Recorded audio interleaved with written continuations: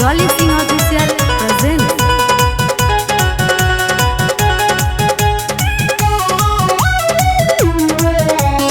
अंगना में ऑडियो दुआरा पर वीडियो, अंगना में ऑडियो दुआरा पर वीडियो, छतवा पर माइक लगावा दी राजा जी। हमरा बबुआ के सोहरी गवादा राजा जी। हमरा बबुआ के सोहरी गवादा राजा जी। हमरा बबुआ के सोहरी गवादा राजा जी। ए राजा जी, ए राजा जी, ए राजा जी, ए करे तरहल हा जरूरत मुहूर्त खूबसूरत हो।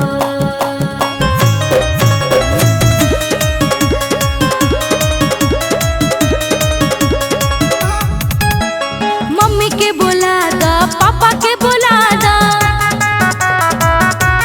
ए मम्मी के बोला दा, पापा के बोला दा, अरे गड गड रुपया लुटा दा राजा जी। हमरा बबुआ के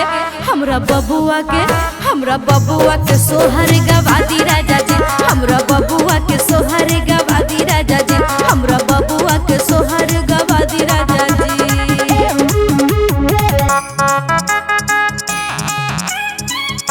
म्यूजिक बाय डीजे गौतम।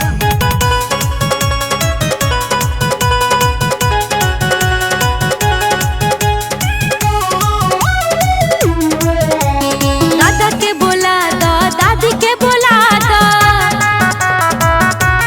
ए दादा के बोला दा, दादी के बोला दा, अरे मौसी से डांस करवा दा राजा जी। हमरा बबुआ के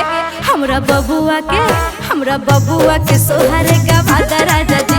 हमरा बबुआ के सोहर गवादा राजा जी। हमरा बबुआ के सोहर गवादा राजा जी। ए ललना, ए ललना, ए ललना हिंद के सितारा, ई त सीएम होई है ओह से ऊपरा पीएम होई है हो।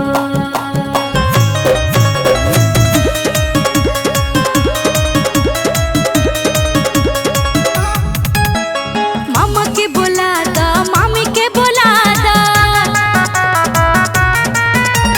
दीदी के बोला दा, पिसा के बोला दा, अरे डॉली सिंह से सोहर गवादा राजा जी। हमरा बबुआ के